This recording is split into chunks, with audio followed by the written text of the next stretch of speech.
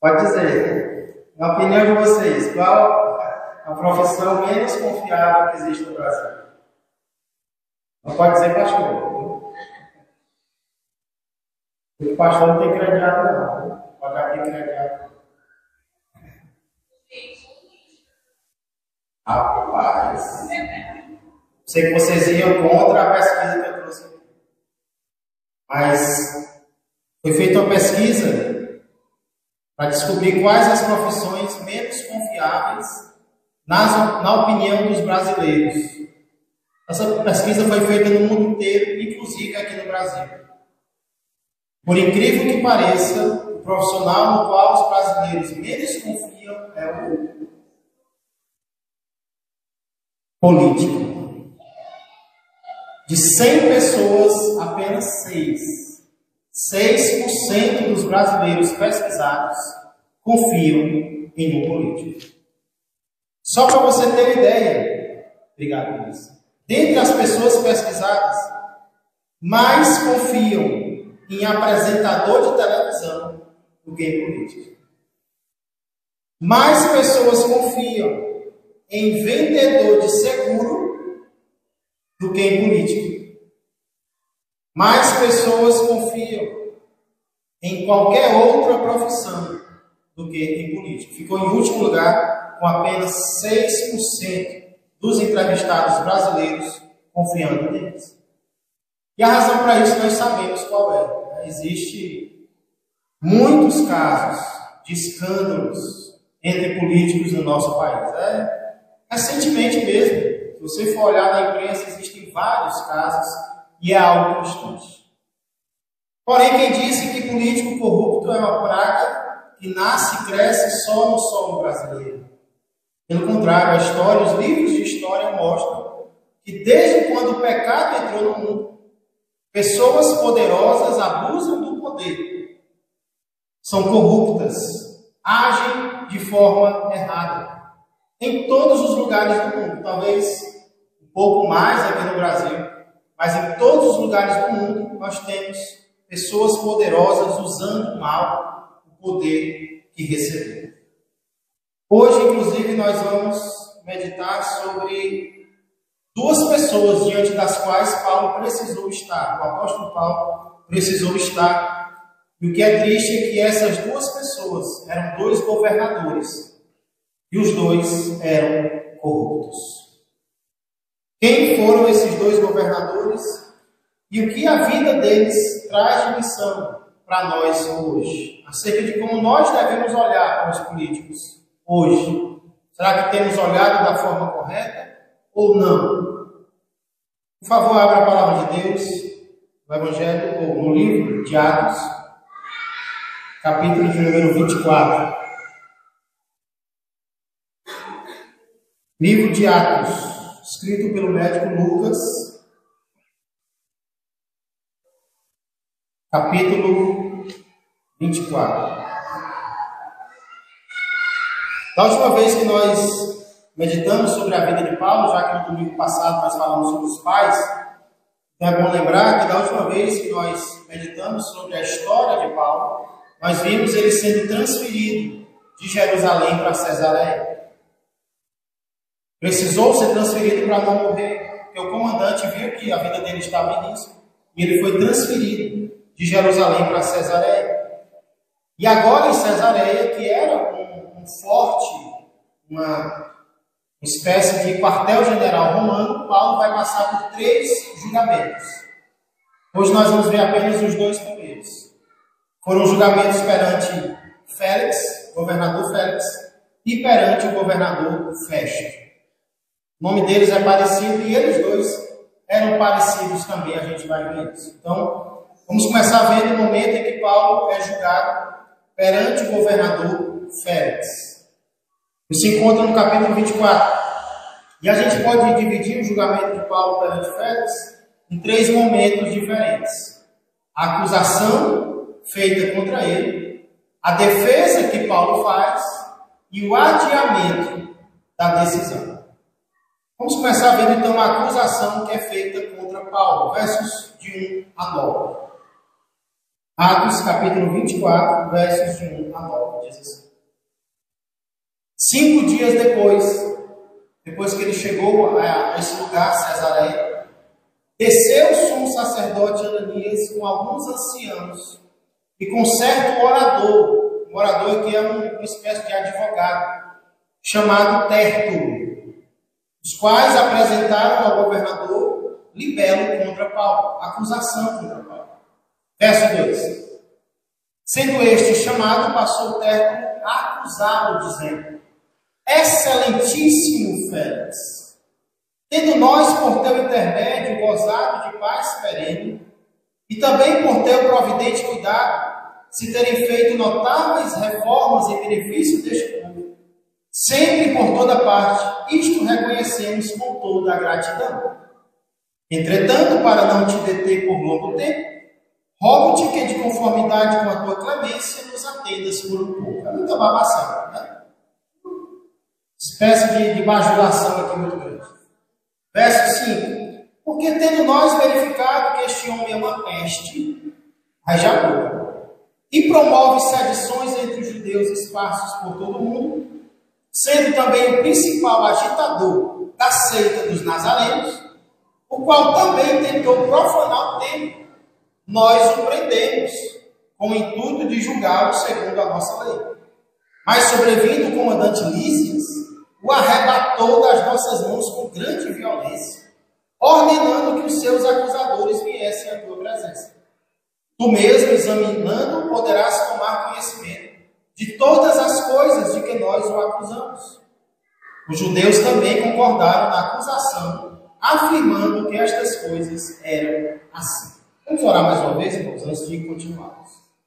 Pai amado, Pai querido, obrigado, Senhor, por esta porção da tua palavra, a qual nós já lemos, Pai, na qual nós queremos passar um tempo refletindo agora, pedindo ao Senhor esclarecimento que vem do teu Espírito, Pai, para que possamos entender mais e mais a tua vontade para as nossas vidas e possamos, Senhor, decidir sempre não fazer a nossa e sim a tua, fazer o teu querer em nosso viver. Pai, abençoa cada um de nós, os que estamos aqui presentes também, aqueles que não puderam estar, mas estão nos acompanhando por meio da internet. Que o Senhor abençoe a cada um, a sua família. Por tudo isso eu peço e agradeço em nome de Jesus Cristo. Amém e amém.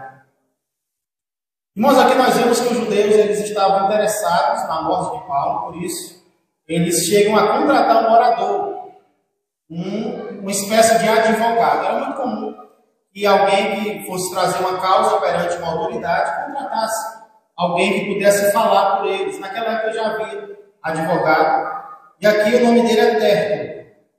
E vocês perceberam como foi que Tértulo começou falando com o governador.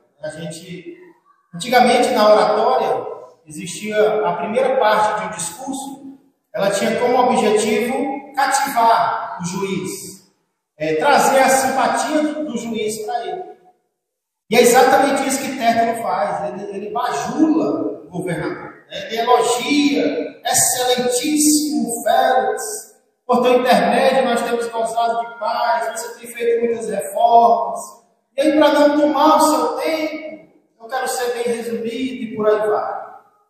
Irmãos, não é errado você elogiar uma autoridade, pelo contrário, nós vamos aprender que nós temos que respeitar. Mas parece que a bajulação ela é uma arma que muitas vezes pessoas usam para ludibriar outras, para ganhar algo de outras pessoas. E muitas vezes, por ser bajulação, não é algo sincero, né? No mundo a gente vê muito isso, pessoa elogiando outra, pelos motivos errados, exageradamente.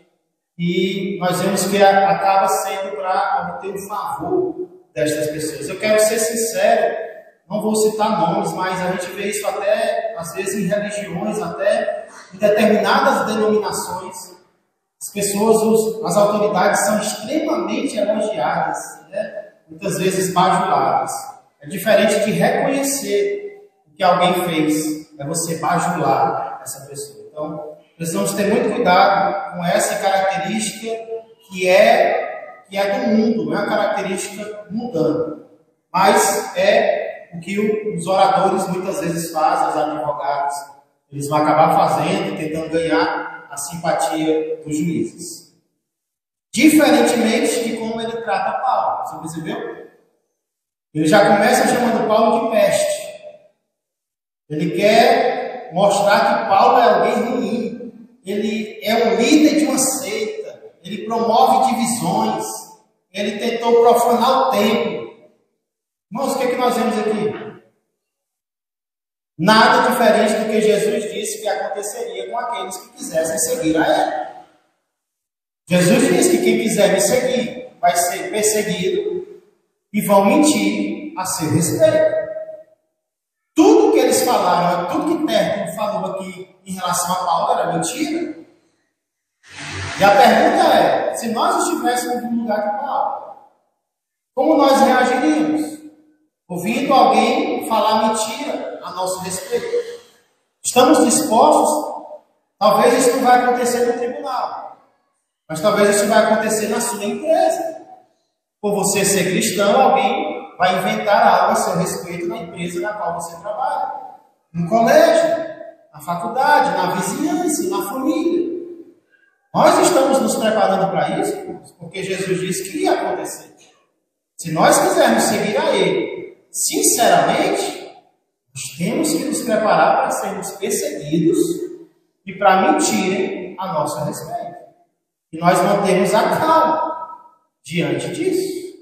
E lembrar, Jesus disse que ia acontecer mesmo. E ainda bem que está acontecendo, até porque eu estou seguindo a Ele. Então, não devemos estranhar e sim nos preparar para coisas desse tipo.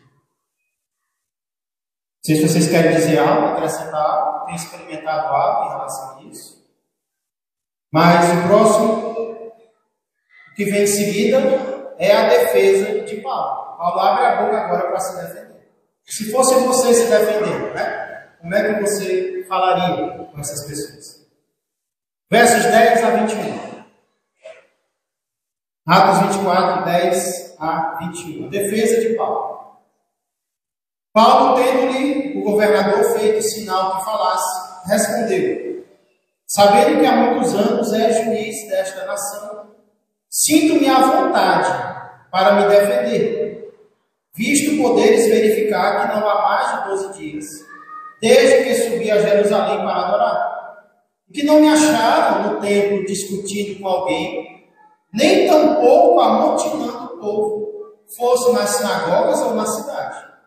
Nem te podem provar as acusações que agora fazem contra mim. Porém, confesso-te que, segundo o caminho a que chamam seita, assim eu sirvo ao Deus de nossos pais, acreditando em todas as coisas que estejam de acordo com a lei e nos escritos dos profetas, tendo esperança em Deus, como também estes a têm, de que haverá ressurreição tanto de justos como de injustos. Por isso também me esforço por ter sempre consciência pura diante de Deus e dos homens. Depois de anos vim trazer esmolas à minha nação e também fazer oferendas. E foi nesta prática que alguns judeus da Ásia me encontraram já purificado no templo, sem ajuntamento e sem tumulto, os quais deviam comparecer diante de ti e acusar se tivesse alguma coisa contra mim. Ou estes mesmos digam que iniquidade acharam em mim, por ocasião do meu comparecimento perante o Sinédrio. Salvo estas palavras que clamei, estando entre eles. Hoje sou eu julgado por vós acerca da ressurreição dos mortos. Irmãos, Paulo falta com respeito para com o governador. A gente vê algum desrespeito de Paulo, não. Mas também a gente não vê aquele exagero medonho, né? Aquela bajulação para com o governador. Paulo é uma pessoa sincera. E ele elogia, ele diz que está à vontade para se defender perante o governador. E aí, de fato, ele faz isso. A primeira coisa que Paulo faz é negar, refutar, que se chama em direito, né? Refutar as acusações. Ele diz, olha, tudo isso aí que eles estão falando não tem prova. É tudo mentira, eu não fiz nada disso. E aí depois ele diz, o que eu fiz foi isso. Confesso. Confesso que eu creio na ressurreição, como a lei ensina. A ressurreição de acordo com os nossos antepassados. Eu não estou crendo em nada diferente do que a nossa lei prega. Então, Paulo fala muito sobre a ressurreição. Ele defende muito a questão da ressurreição. E, de fato, irmãos, aqui ele diz que haverá ressurreição de justos, como também de injustos. E nós cremos nisso. Nós cremos que quando Jesus voltar, não apenas os crentes serão ressuscitados. Todos serão ressuscitados. Para quê, pastor? Para sermos julgados. Todos serão ressuscitados e julgados. E aí cada um vai para um destino diferente. A Bíblia chama de céu ou inferno. Então Paulo, podemos dizer que ele faz uma excelente defesa aqui. Ele se defende muito bem. E o que é mais interessante é que ele não precisa mentir. Ele não precisa ser desonesto. Ele apenas fala a verdade. O importante de nós sermos pessoas corretas, porque se nós dissermos a verdade, nós já estamos nos defendendo. E aí, o capítulo termina com o adiamento da decisão. Creio que Félix já tinha motivos aqui para decidir que Paulo era inocente, não tinha prova. Ninguém apresentou prova contra ele. Mas olha o que acontece, irmãos. Quando o governador é corrupto, olha o que ele faz. Versos 22 a 27. Verso 22 diz: Então Félix, conhecendo mais acuradamente as coisas com respeito ao caminho, adiou a causa, dizendo: Quando descer o comandante Lísias, tomarei inteiro conhecimento do vosso caso. O comandante Lísias foi o comandante que mandou Paulo para lá, para Cesareia. Verso 23: E mandou ao centurião que conservasse a Paulo detido, tratando com indulgência e não impedindo que os seus próprios o servissem. Passados alguns dias, vindo Félix com Drusila, sua mulher, que era judia, mandou chamar Paulo e passou a ouvi-lo a respeito da fé em Cristo Jesus. Dissertando ele acerca da justiça, do domínio próprio, do juízo vindouro, ficou Félix amedrontado e disse: Por agora podes retirar-te, e quando eu tiver vagar, chamar-te-ei. Esperando também ao mesmo tempo que Paulo lhe desse dinheiro, pelo que, chamando-o mais frequentemente, conversava com ele, querendo suborno de Paulo, para libertar Paulo. E aí o verso 27 termina o capítulo 24 dizendo: 2 anos mais tarde, Félix teve por sucessor Pórcio Festo, e querendo Félix assegurar o apoio dos judeus, manteve Paulo encarcerado. Irmãos, a gente inicia o texto quase que acreditando que Félix era um governador bom. Félix era um governador honesto. Por quê? Porque ele começa dizendo que primeiro vai ouvir o comandante acerca de Paulo. Ou seja, ele quer investigar bem, coisa boa. E ele diz que deve tratar bem o preso Paulo. Pode pedir que os seus o visitem, coisa boa. E aí ele também escuta acerca do Evangelho. Ele escuta a pregação de Paulo, coisa ótima. Esse governador é o governador que todo cristão queria ter. Um governador que quer investigar bem as coisas, é um governador que trata bem, com justiça, até os presos que ainda não foram julgados, um governador que aceita ser evangelizado, ouvir a pregação. Tem um governador melhor do que esse? Mas, irmãos, nós descobrimos que, na verdade, o que Félix queria mesmo eram 2 coisas. Primeiro, dinheiro. Por isso que ele conversava com Paulo, estava conversando direto, não era para ouvir o Evangelho, era para ver se Paulo dava um cascalho para ele, um dinheiro, um suborno. E segundo, o apoio dos judeus. Ele não estava preocupado com justiça, não.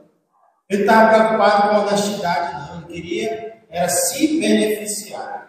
Como sabemos que, infelizmente, muitos políticos fazem. Eu não vou dizer que são todos, mas 99,9%. Ou muitos, a maioria dos políticos fazem. Por causa disso, Paulo acaba ficando preso desnecessariamente por 2 anos.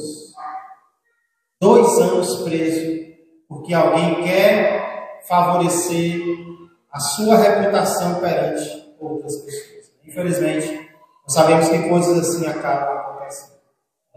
Para favorecer um político acaba desfavorecendo outros.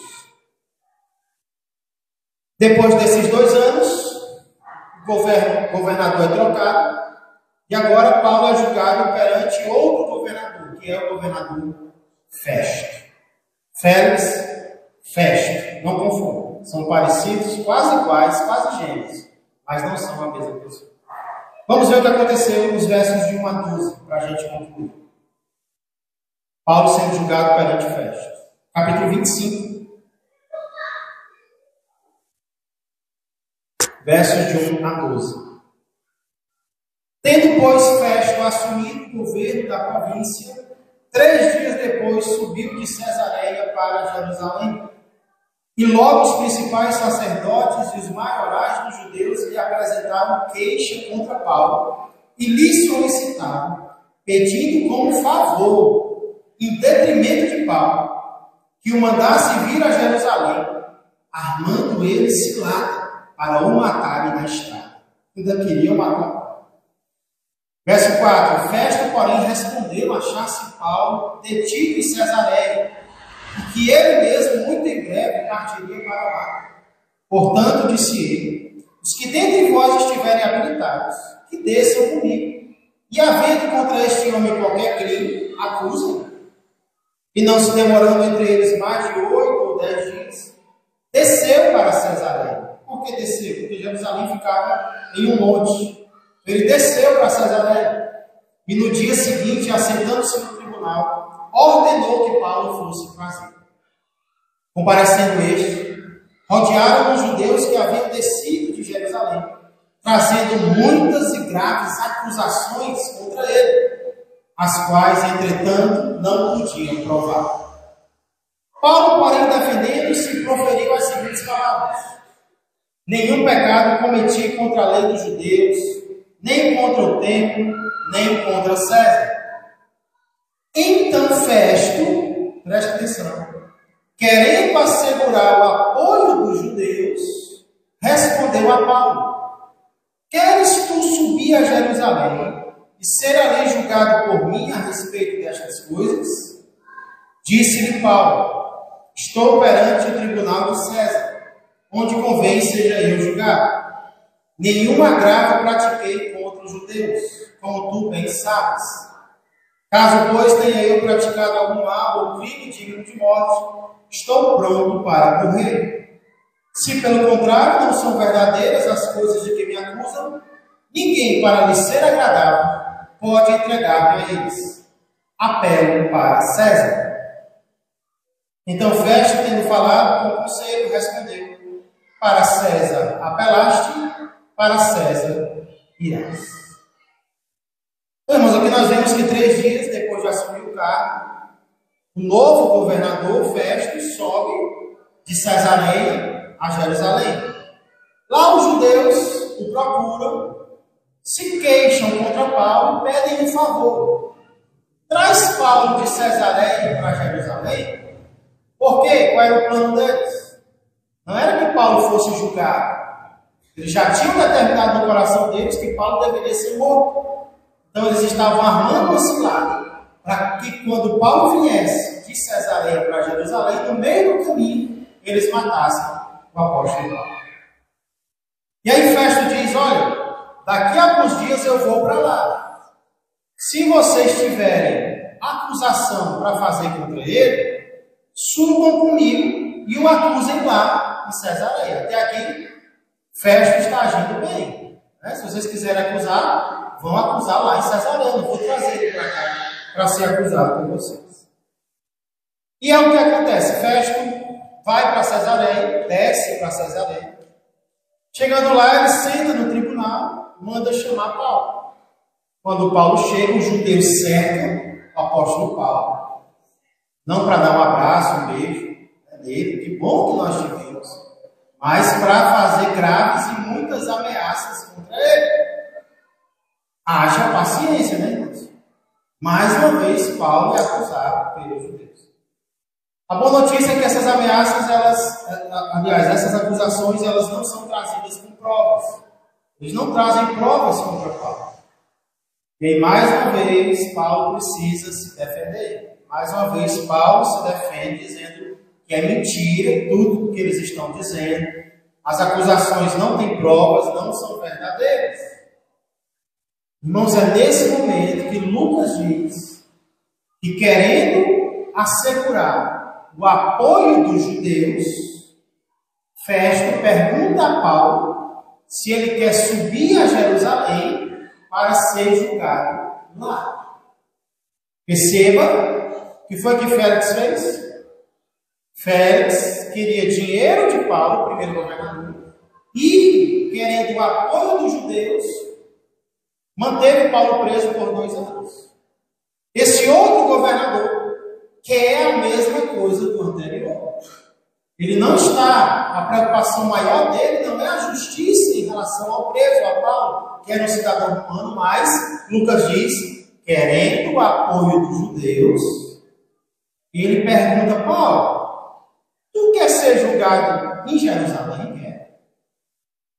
Irmãos, algo totalmente sem sentido. Por quê? Porque foi em Jerusalém que os judeus tentaram matar Paulo.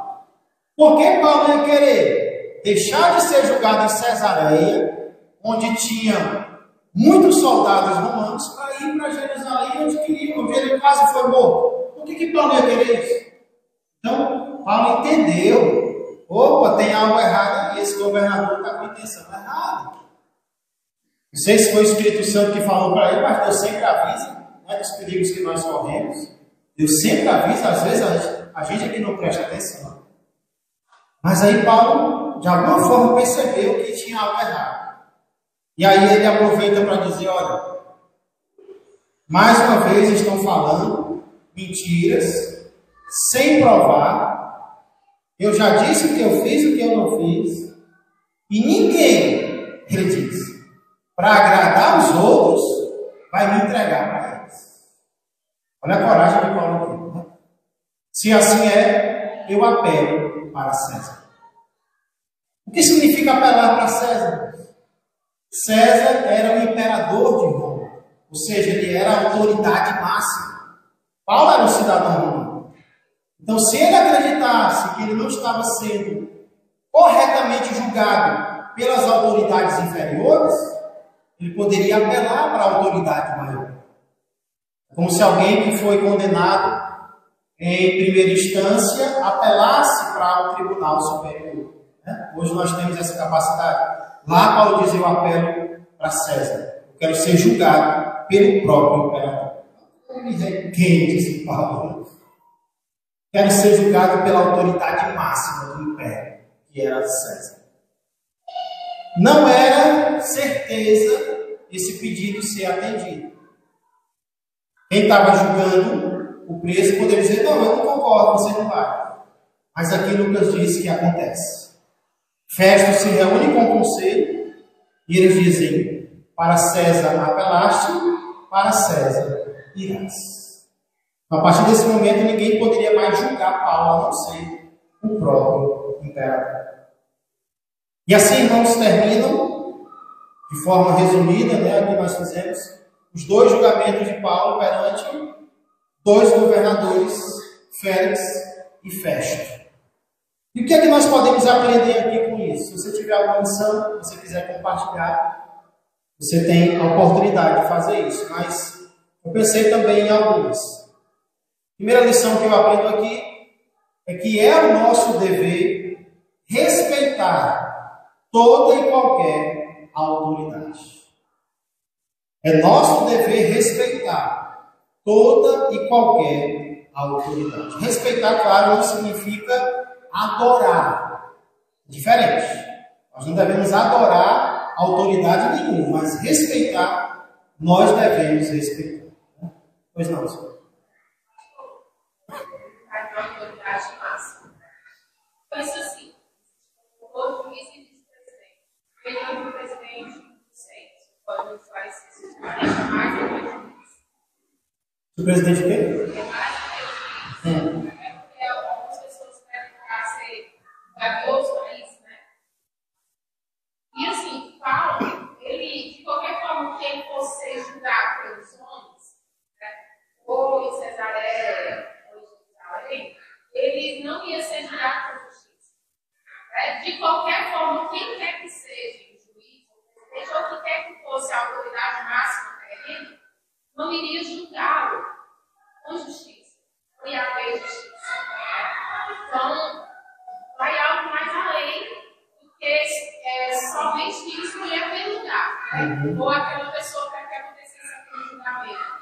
Existe algo a mais, né? Porque ele, de qualquer forma, ele ia ser julgado com justiça. Né? Verdade. Sempre haverá injustiça. Inclusive, essa é outra lição que a gente aprende aqui. Né? Que nem sempre nós devemos esperar que a justiça seja justa. Infelizmente. Mas, em relação ao respeito às autoridades, há casos em que nós devemos desobedecer às autoridades. A Bíblia mostra casos em que, por exemplo, Paulo, na verdade Pedro e João, desobedeceram às autoridades do seu país, quando eles disseram, parem de falar de Cristo. E eles disseram, nós não podemos falar de Cristo. Nós não podemos deixar de falar daquilo que vemos ouvir. Então, se as nossas autoridades mandassem nós parar de ser crentes, o que nós íamos fazer? Tudo bem. Então, vamos obedecer, né? Deixar de ser crentes. Não. Iríamos desobedecer. Vamos continuar sendo crentes. Respeitamos vocês. Porém, o que eu estou falando aqui é que sempre que for possível, nós devemos respeitar as autoridades com gestos e com palavras. Infelizmente, não é isso que muitas vezes nós percebemos. Inclusive no meio cristão, há cristãos que xingam as autoridades, né? Desobedecem desnecessariamente mesmo. Então, precisamos voltar aí para o ABC cristão e entender que as autoridades merecem sim o nosso respeito. Respeito para todas as pessoas. Nós podemos discordar, mas discordar com respeito. Né? Um exemplo disso é o arcanjo Miguel. Existe uma parte muito interessante lá em Judas, na qual diz que o arcanjo Miguel, quando contendia com o diabo, quando brigava com o diabo, a respeito do corpo de Moisés, ele não proferiu juízo difamatório, ou seja, ele não tratou mal o diabo, para você ter uma ideia. Ele não zombou do diabo, como às vezes cristãos fazem. Ele disse, o Senhor te repreenda. Olha a atitude do arcanjo Miguel. O Senhor te repreenda. Ele não brincou com o diabo, está debaixo dos meus pés. Né? Muitas vezes nós cristãos fazemos, zombamos do diabo, aí ele espera a primeira oportunidade para dizer, mas agora eu vou te dar uma rasteira. Né? Então, um grande exemplo disso foi o arcanjo Miguel. Então, devemos respeitar todas as autoridades, mesmo que discordemos delas, podemos discordar com respeito. Mas ninguém respeita. Ninguém, vírgula. Quem não tem Deus não vai ter critério, não vai ter princípio mesmo, não. Mas nós devemos. Infelizmente, irmãos, mesmo entre cristãos, pastores, a gente vê desrespeito a autoridades. Quando eu falo autoridade aqui, não é só o presidente, não. Porque nós temos 3 poderes no nosso país. Nós temos o executivo, o legislativo e o judiciário. Devemos respeitar qual dos 3? Os 3. Aí tem cristão respeitando um e desrespeitando os outros 2. Isso não é bíblico, isso não é correto. Então precisamos refletir sobre isso. Segunda lição, tem a ver com o que a Suene falou. Nem sempre devemos esperar que a justiça seja justa. Muitas vezes serão justamente aqueles que devem nos defender que acabarão nos prejudicando. Inclusive nós cristãos. Paulo aqui, ele quase não, ele foi prejudicado por governadores que o mantiveram preso sem motivo. Muitas vezes, infelizmente, os nossos governantes serão injustos, serão desonestos para conosco. E é por isso que nós não devemos adorar autoridades. Não devemos confiar a nossa salvação a autoridades. Precisamos ter cuidado com isso. Eu estou vendo isso crescendo muito no país. É como se as pessoas estivessem se desiludindo de Jesus. Jesus não está resolvendo os nossos problemas, mas agora vamos procurar um homem que resolva. Então, precisamos ter muito cuidado com isso, irmãos. Seres humanos sempre vão falhar. Sempre vão falhar. Como eu vi outros dias, a nossa bandeira não pode ser a bandeira de um partido. A nossa bandeira não pode ser a bandeira de uma pessoa. A nossa bandeira tem que ser o Senhor Jesus Cristo. Sempre a nossa bandeira é Jesus Cristo. Claro que nós vamos defender o certo, vamos defender o correto, mas quem é que nós vamos defender perante as pessoas? É outra pessoa? É um político? Não. Nas redes sociais, a nossa defesa principal é do Senhor Jesus. Por quê? Porque os políticos falham, os políticos decepcionam. Mesmo os melhores são falhos. E aí, em último lugar, sempre há um governante mais poderoso para o qual podemos apelar. Paulo, por exemplo, apelou para César, que era maior do que o governador. E nós sabemos que existe um que é maior do que César, que é o nosso Senhor e Salvador, Jesus Cristo. Para Ele nós podemos contar todos os nossos problemas, mesmo quando Ele não for fazer o que nós queremos. Mesmo que Ele não atenda às nossas vontades, nós podemos apelar para Ele, podemos confiar nele e com certeza Ele vai fazer o que for melhor. Ele pode não fazer o que nós queremos, mas Ele vai fazer a vontade dele, que é boa, perfeita e agradável. Para concluir, eu queria fazer uma pergunta de reflexão. Com quem nós temos nos parecido mais? Nós temos parecido com os governadores que nós estudamos hoje, que eram movidos por coisas terrenas, movidos pelo lucro, movidos pelo dinheiro, movidos pelo apoio, pela reputação, pela admiração das pessoas. Se nós não tivermos cuidado, nós vamos viver buscando as coisas dessa terra, como se elas fossem as únicas coisas importantes a serem buscadas. Ou será que nós temos nos parecido com Paulo? O que foi que Paulo fez? Manteve a calma nas dificuldades, como nós também devemos manter. Paulo estava disposto a estar no centro da vontade de Deus, mesmo que fosse difícil. E Paulo aproveitou todas as oportunidades que teve para pregar o Evangelho. Então, Deus nos coloca em certos ambientes, irmãos. Às vezes nós não entendemos, mas é porque ali Ele quer que nós preguemos o Evangelho para aquelas pessoas. Estamos aproveitando as oportunidades que Deus nos dá? Paulo aproveitou. Então, que nós nos pareçamos menos com esses governadores, vamos orar por eles, pregar para eles, mas que pareçamos mais e mais com o apóstolo Paulo. Isso me lembra Filipenses 2, 12 a 18, com o qual eu quero encerrar hoje.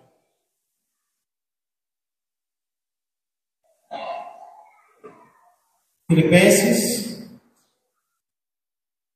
2, 12 a 18. Olha como o cristão deve se comportar no meio de uma geração corrupta como a nossa. Filipenses 2 e 12 diz: Assim, pois, amados meus, como sempre obedecestes, não só na minha presença, porém muito mais agora na minha ausência, desenvolvei a vossa salvação com temor e tremor, porque Deus é quem efetua em vós tanto querer como realizar, segundo a sua boa vontade. Fazei tudo sem murmurações nem contendas. Olha como Paulo se comportou, né? Sofrendo tanto, mas ele não murmurou, ele não contendeu. Verso 15: para que vos torneis irrepreensíveis e sinceros, filhos de Deus inculpáveis, no meio de uma geração como? Pervertida e corrupta, na qual resplandeceis como luzeiros no mundo. Deus quer que o crente brilhe. Brilhe para Jesus, preservando a palavra da vida, para que no dia de Cristo eu me glorie de que não corri em vão, nem me esforcei inutilmente. Entretanto, mesmo que seja eu oferecido por libação sobre o sacrifício e serviço da vossa fé, alegro-me e com todos vós me congratulo. Assim vós também, pela mesma razão, alegrai-vos e congratulai-vos comigo. Paulo diz: mesmo que eu seja um sacrifício sendo oferecido, no sacrifício de vocês, eu estou alegre. Estou servindo ao Senhor com alegria. Que assim seja com todos nós. E possamos resplandecer no meio de uma geração corrupta. Isso vai acontecer mesmo em meio aos momentos difíceis, nós estivermos dispostos a manter a calma e dar testemunho do nosso Senhor e Salvador, Jesus Cristo. Vamos orar. Vamos ficar de pé.